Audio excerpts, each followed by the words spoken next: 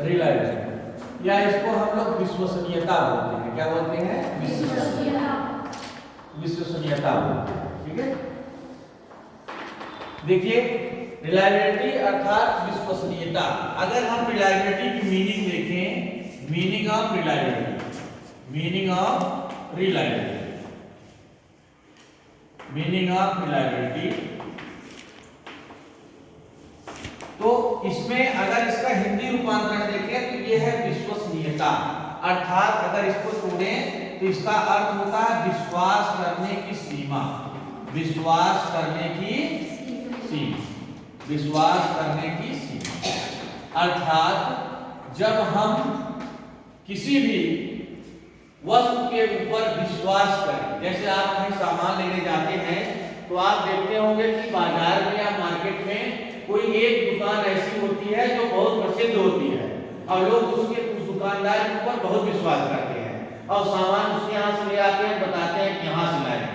आप लोग ब्रांडेड चीज खरीदते हैं ना, ये प्यूमा का है ना, ये ट्रेंड से लिए हैं, है ना, ये एक्शन का है, वुडलैंड का है। तो क्यों लेते हैं? क्योंकि उस पे आपका विश्वास है, उस जो मटेरियल है, जो वस्तु है, उसकी क्वालिटी पर आपको विश्वास है कि ये कंपनी जो दे रही है यह सही है। ठीक है, इसी तरह से कोई भी परीक्षण है, उस परीक्षण में अगर विश्वसनीयता का है तो वह परीक्षण विश्वास करने योग्य है।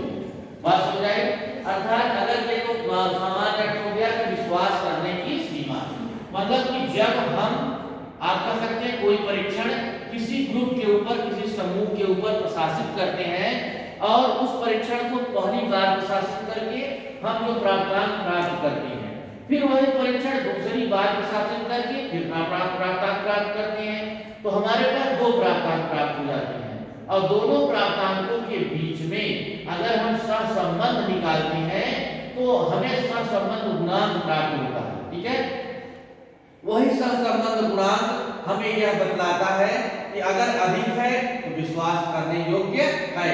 अर्थात आप जानते हैं कि कोरिलेशन में वैल्यू पॉजिटिव और नेगेटिव दोनों होती है, लेकिन वैल्यू अगर पॉजिटिव आ रही है, ज्यादा आ रही है, तो वह परीक्षण विश्वास करने योग्य है। अर्थात किसी भी परीक्षण को किसी समूह पर बार बार प्रशासित किया जाए और उस परीक्षण पर समूह द्वारा या किसी व्यक्ति द्वारा समान प्राप्तांक बार बार प्राप्त किया जाए। ठीक है, तो ऐसे परीक्षण को विश्वसनीय परीक्षण और परीक्षण के इस प्रकार के गुण को विश्वसनीयता कहा जाता है। क्या हमारी बात आप लोगों को स्पष्ट हो गई? क्लियर है? कोई दिक्कत नहीं? अर्थात अगर कोई टेस्ट दिया हमने, जैसे सीटेट ले लीजिए, मान लीजिए आया टेट लीजिए, 150 प्रश्न है, आपको दे दिया, पहली बार में आप 115 नंबर प्राप्त किए, फिर हम जो है 10 दिन 14 दिन के अंतराल में साइकोलॉजी का नियम है, 14 के अंदर अगर हम फिर आपको वही दे दिए प्रश्न जो है सीटेट का, उसमें फिर आप 115 ही अंक प्राप्त करें, तो प्राप्तांकों में अस्थायित्व है। क्या है? अस्थायी, कंसिस्टेंसी है। क्या है? कंसिस्टेंसी। अर्थात आप कह सकते हैं कि इसमें हम अस्थायित्व होने का मतलब समान है, उससे कोई फर्क पड़ा नहीं, तो हम उस प्राप्तांक के ऊपर विश्वास कर सकते हैं। यही परीक्षण का जो गुण होता है उसे रिलायबिलिटी या इसको विश्वसनीयता कहा जाता है। बात क्लियर? मतलब कि कई बार आपको टेस्ट देना पड़े और टेस्ट पे आप समान अंक प्राप्त करें, स्टेबिलिटी होती है, कंसिस्टेंसी होती है, ये गुण है किसका? इसका गुण है रिलायबिलिटी। मतलब प्राप्तांकों में अस्थायित्व होना, प्राप्तांक समान है। मोहन ने 112 प्राप्तांक पहली परीक्षण प्राप्त किया, फिर 10 दिन बाद वही परीक्षण दिया गया, फिर 112 अंक प्राप्त किया।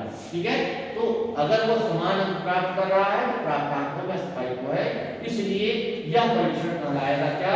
विश्वसनीय परीक्षण।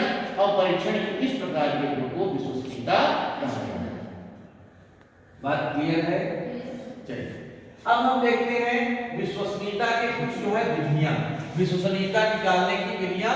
सामान्य विधि की बात करेंगे हम, यहाँ पर जो है बहुत डिटेल में नहीं जाएंगे, एक परिचय आपको दिखाते हैं, लेकिन जब डिटेल बात करेंगे फिर बात करेंगे। तो क्या कर सकते हैं आप जो है एस्टिमेटिंग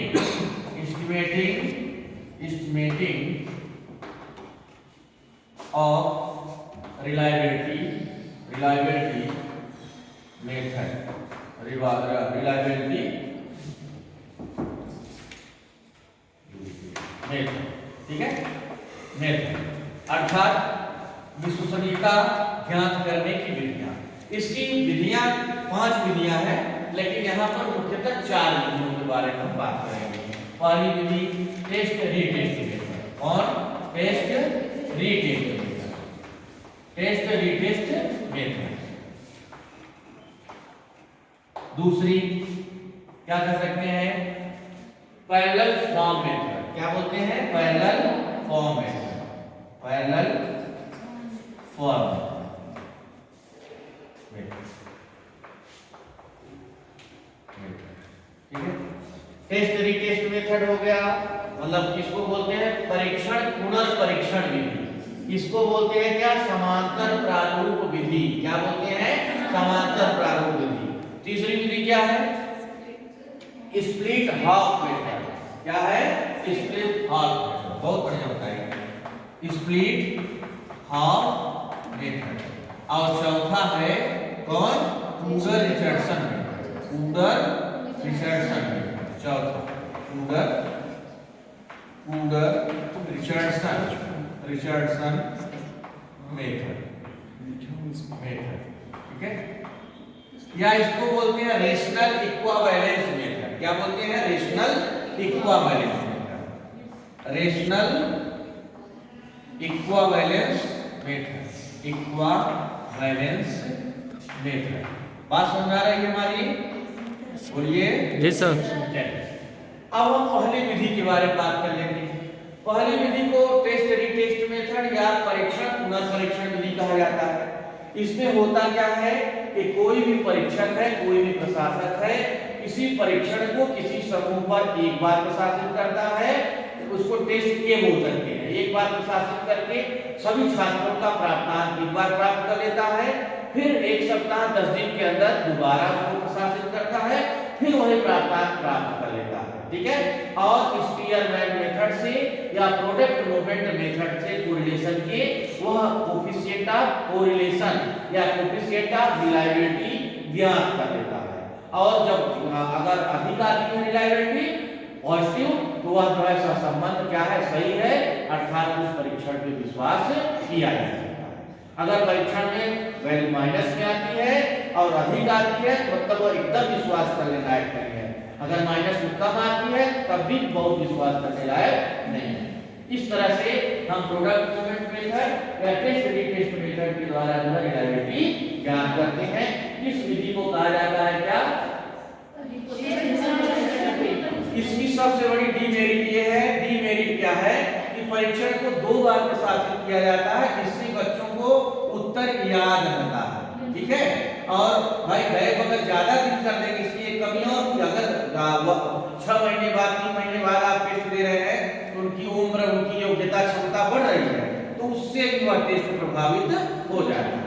बात हो जाएगा, यह इसकी डीमेरिट है। एक विधि आपकी कंप्लीट, ठीक है। ये जो है आप पढ़ रहे हैं, यह सी टेट में, आपके यूपी टेट में, सुपर टेट में, एनबीएस का जो आपका चल रहा है नवोदय विद्यालय, केवीएस का केंद्रीय विद्यालय, डीएसएसबी, रीट, एमपी टेट, ये सब में पूछा जाता है, क्योंकि यह मापन और मूल्यांकन से संबंधित है, या आप कह सकते हैं यह रिसर्च से संबंधित है।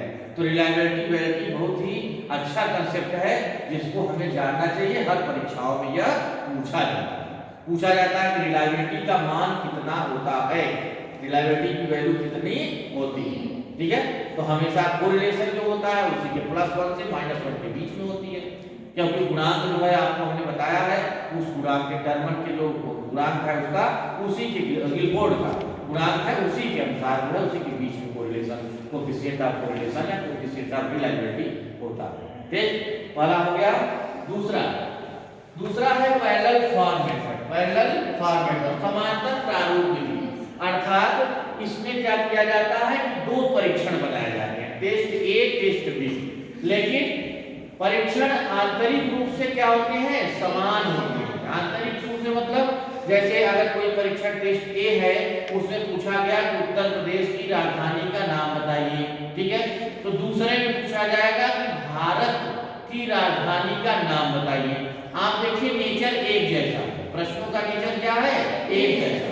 अर्थात इनका जो ऑब्जेक्टिव्स है, जो ब्लूम टैक्सोनॉमी में आपने पढ़ा है, उसके अनुसार जो है वो आंतरिक रूप से समान होना चाहिए। अर्थात रिकॉल का है तो रिकॉल का होगा, रिकॉग्निशन का है तो रिकॉग्निशन का होगा। बस में आंतरिक रूप से इसका पैटर्न समान होगा, देखने में भले वो अलग लगे। तो इसमें क्या होता है कि कोई भी व्यक्ति क्या नहीं कर सकता, सेम टू सेम क्वेश्चन का नकल नहीं कर सकता कि पहले का उत्तर याद है, दूसरी बार दिया फिर वही उत्तर टिक कर दिया।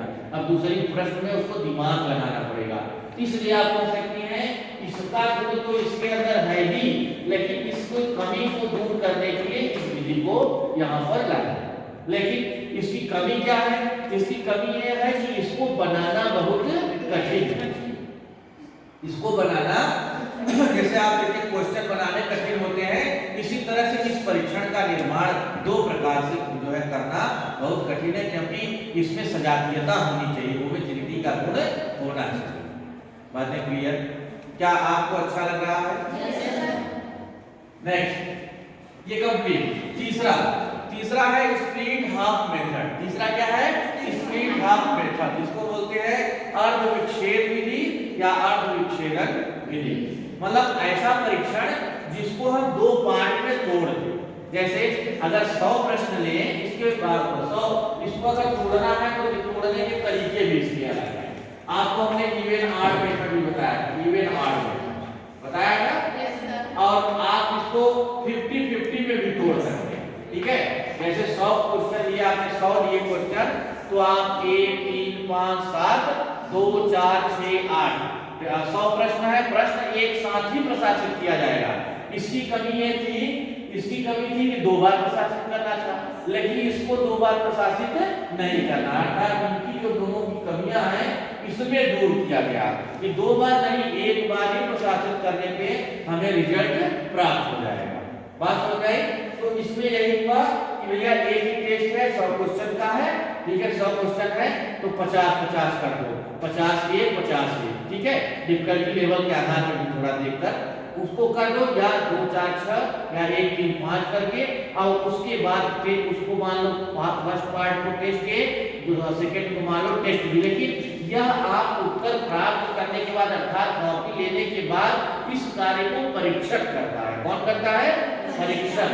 जो एग्जामिनर है वो करता है 1 3 5 या 2 4 6, और उसके बाद दोनों का निकाल के वैल्यू, दोनों के बीच कोएफिशिएंट ऑफ कोरिलेशन निकालता है, तो हमें कोएफिशिएंट ऑफ रिलायबिलिटी प्राप्त हो जाएगा, ठीक है। रिलायबिलिटी ज्ञान करने के लिए जो हम कोरिलेशन यूज करते हैं उसको हम लोग क्या करते हैं आप जानते हैं, उसको हम प्रोडक्ट मोमेंट मेथड के द्वारा अच्छी को आप जो है रिलायबिलिटी निकाल सकते हैं, जिसको मैंने आगे पहले भी क्लास में पढ़ाया है आपको। नेक्स्ट क्या है? ये कंप्लीट हो गया, ये समझ में आ गया। सब कर लो टेस्ट को। अब ये टेस्ट इसकी खासियत ये है कि एक बार प्रशासित करना पड़ता है, 2 बार प्रशासित नहीं करना। तीसरा क्या है? वुडर रिचर्डसन मेथड। क्या है? वुडर रिचर्डसन मेथड। क्लियर है? कोई दिक्कत? वुडर रिचर्डसन मेथड जो है, ये तीनों की जो कमियां हैं उनकी तीनों की कमियों को क्या करता है? दूर कर देता है, ठीक है। अर्थात कोई भी परीक्षण इसमें बनाया जाता है, क्योंकि यह जो है फार्मूले के आधार पर कार्य करता है। किसके आधार पर कार्य करता है? फार्मूला। उन्होंने KR20 और KR21 दो फार्मूले दिए, ठीक है। और उन्होंने जो आप प्रश्न बनाते हैं उन प्रश्नों को कठिनाई स्तर के बढ़ते हुए रूप में उन्होंने दिया है। मतलब कोई भी प्रश्न आप बनाएं तो सरल से कठिन की ओर बनाएं। एक निश्चित सीमा अगर वह टेस्ट किसी बच्चे को दिया जाए तो वह एक निश्चित सीमा तक उस प्रश्न को बालक सॉल्व करेगा उस परीक्षण के, नहीं तो उसके बाद वह उसको सॉल्व नहीं कर पाएगा। बात सुनिए, जैसे मतलब आपने दे दिया 100 प्रश्न, हो सकता है कि वह 80 प्रश्न तक तो कर ले, 20 प्रश्न जो कठिनाई लेवल जब बढ़ने लगेगी तो अच्छे बच्चे जो है वो करेंगे, लेकिन जो कमजोर हैं वो धीरे धीरे छटने लगेंगे। अब उसमें जो है पता चलने लगेगा कि कौन श्रेष्ठ बच्चा है, कौन प्रतिभाशाली है, कौन अच्छा बच्चा है। तो कठिनाई अर्थात आप कह सकते हैं कि इसमें होमोजेनिटी का, सजातीयता का जो है बहुत महत्वपूर्ण रोल है। अर्थात आप जो प्रश्न लेंगे, ध्यान सुनिए, जो प्रश्न लेंगे अगर प्लस के प्रश्न ले रहे हैं तो प्लस के ही प्रश्न होने चाहिए। अगर आप माइनस के ले रहे हैं तो माइनस ही होने चाहिए, है ना। या गुणा भाग के ले रहे हैं तो गुणा भाग के ही प्रश्न होने चाहिए। बात समझ आई? मतलब सजातीयता होनी चाहिए। अगर सजातीयता नहीं है तो ये बहुत कार्य नहीं कर पाएगा। लेकिन ये फार्मूला बेस्ड है, इसलिए सबसे स्टैंडर्ड विधि इसे माना जाता है। तो कोडल इंसर्शन में सदैव पूछा जाता है कि कौन सा कोड, तो सरलता से जटिलता की ओर, और उसके साथ सम जातीयता होमोजेनिटी का गुण इसके अंदर होता है। ठीक है, इस तरह से आज हम लोगों ने रिलायबिलिटी जो टेस्ट है, टेस्ट रिलायबिलिटी को हम टेस्ट रिलायबिलिटी भी बोलते हैं, आप जो है जानते रहे। इसको परीक्षण विश्वसनीयता भी बोला जाता है। ठीक है, अर्थात किसी परीक्षण की रिलायबिलिटी जब हम चेक करते हैं तो इस प्रकार से जो है इन विधियों का प्रयोग करते हैं। क्या आप लोगों को सारी चीजें समझ में आ गई? यस। ठीक है, तो आज के लिए आप लोगों को धन्यवाद।